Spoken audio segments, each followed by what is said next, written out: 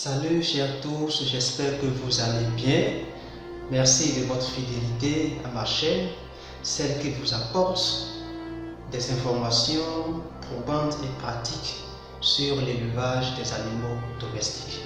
Aujourd'hui, je vais répondre à une question qui semble banale, littéralement la question semble banale, mais dans la pratique, son non-respect, sa non-prise en compte peut engendrer des résultats très peu satisfaisants et même pas non satisfaisants au sein de votre élevage, au sein de votre activité d'élevage.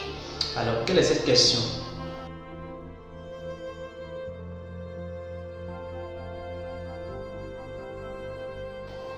Faut-il nécessairement un enclos quand on élève les petits ruminants? Donc, quand on parle de petits ruminants, on peut parler des ovins et des caprins.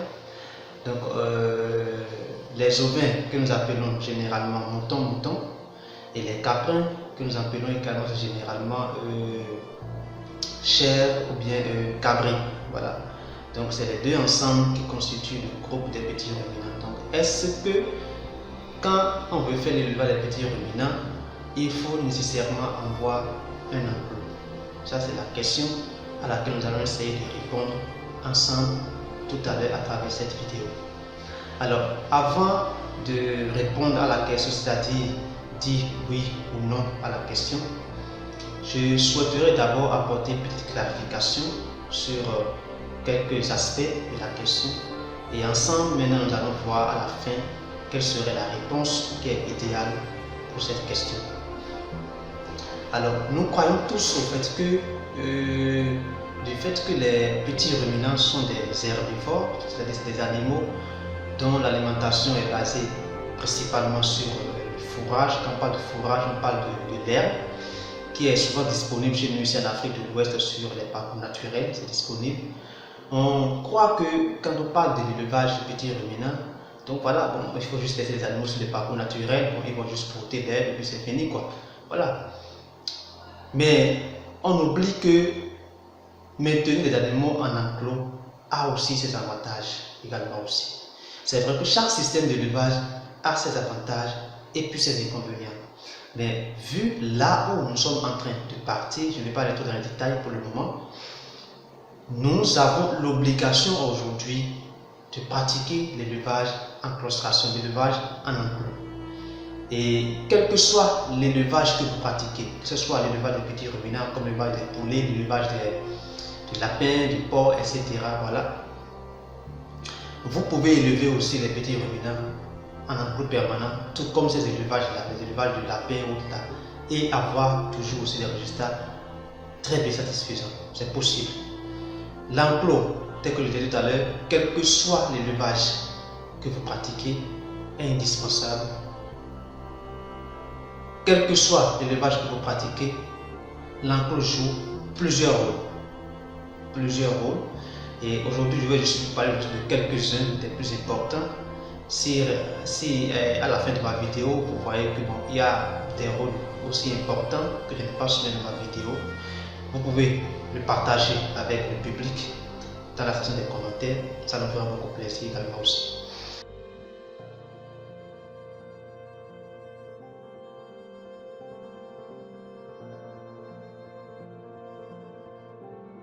Alors, le premier rôle que nous allons voir, qui est celui de l'enclos au sein de l'élevage, c'est que ça protège les animaux contre les intempéries. Et quand on parle d'intempéries, on parle beaucoup plus au fait des mauvaises conditions environnementales, des mauvaises conditions climatiques, tout comme les fautes, les grandes pluies.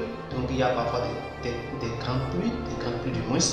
Il y a des vents violents qui arrivent également aussi. Il y a des forts ensoleillements parfois à certaines saisons données de l'année.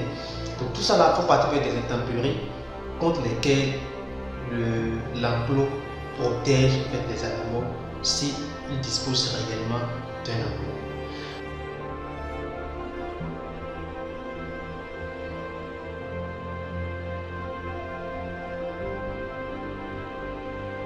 Le second rôle, c'est que l'enclos protège les animaux contre les prédateurs. Quand je parle de prédateurs, je vais parler de prédateurs, que ce soit contre que ce soit prédateurs animaux et aussi les prédateurs humains. Parce que les deux existent. Quand vous faites de l'élevage, vous êtes au fait exposé à ces deux prédateurs-là, que ce soit les prédateurs animaux et les prédateurs humains. Les prédateurs animaux, beaucoup plus au fait, c'est les reptiles.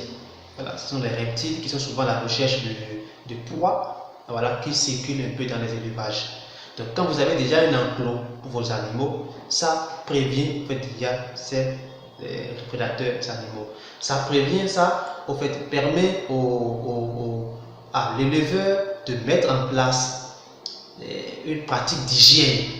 Parce que là où il y a de l'hygiène, vous n'allez pas voir les reptiles, les serpents surtout, dans cet environnement-là. Là où il y a de l'hygiène, là où c'est propre, là où le sol n'est pas humide avec des déchets pas possibles, vous ne verrez jamais le serpent à cet endroit-là. Donc, quand vous avez un enclos, vous êtes soucieux au fait de la bonne hygiène aussi de cet enclos. Ça veut dire que vous prévenez déjà au fait l'invasion de ces prédateurs animaux.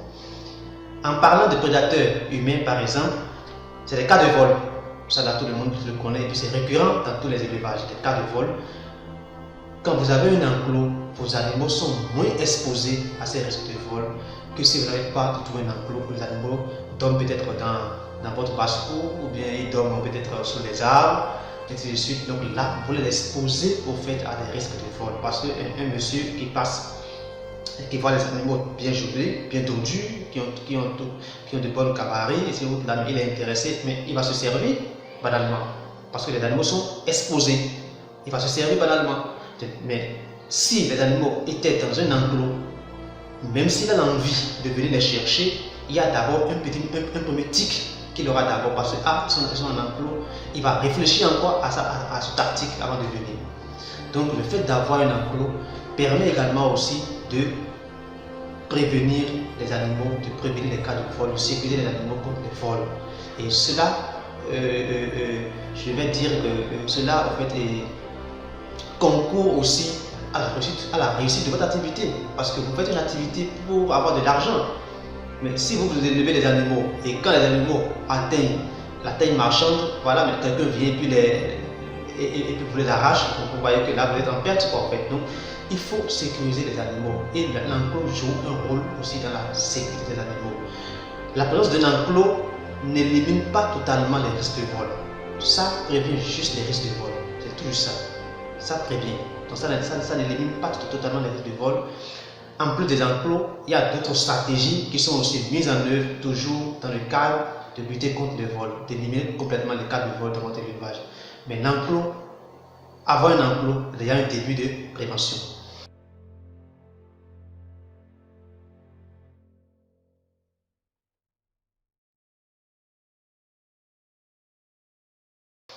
Le troisième rôle que je peux aborder ici, c'est que quand vous avez un enclos, ça vous facilite en fait certaines pratiques d'opérations zootechniques. Quand je parle d'opérations zootechniques, je vais parler par exemple les vaccinations, les déparasitages, le suivi du poids corporel des animaux, la vente, donc comment organiser les ventes et tout, comment suivre de façon générale votre élevage.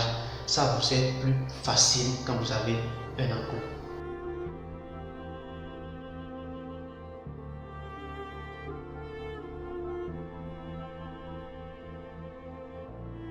Le dernier rôle que je vais voir ici dans ce module, c'est beaucoup plus la prévention des maladies. En limitant un accès à votre enclos aux personnes étrangères, par exemple, vous limitez les risques de propagation de maladies au sein de votre élevage. Parce que quelqu'un qui vient visiter votre élevage et qui vient de quelque part que vous ignorez, il vient avec toute une tonne de microbes. Et si vous le laissez avoir accès directement à vos animaux, c'est que vous prenez le risque en fait, de contaminer facilement votre élevage. Donc avoir un enclos vous permet non seulement d'abord de réguler ces entrées-là d'abord, mais de deux, si par exemple votre élevage c'est un élevage aussi à but touristique, là l'enclos vous permet de mettre en place des dispositifs de biosécurité, comme par exemple l'installation des pédiluves aux entrées des élevages par exemple. Mais si vous n'avez pas un bâtiment d'élevage, un enclos fixe, comment installer le pédiluve, la solution de pédiluve à l'entrée des bâtiments? C'est difficile. Donc, la présence d'un enclos dans un élevage joue aussi un rôle crucial dans la prévention des maladies. Les maladies qui causent beaucoup de dégâts, ce n'est pas à moi de vous le dire, qui causent beaucoup de dégâts, beaucoup de problèmes dans les élevages aujourd'hui. Donc voilà quelques-uns des rôles qu'on peut en fait attribuer à la présence d'un enclos dans un élevage.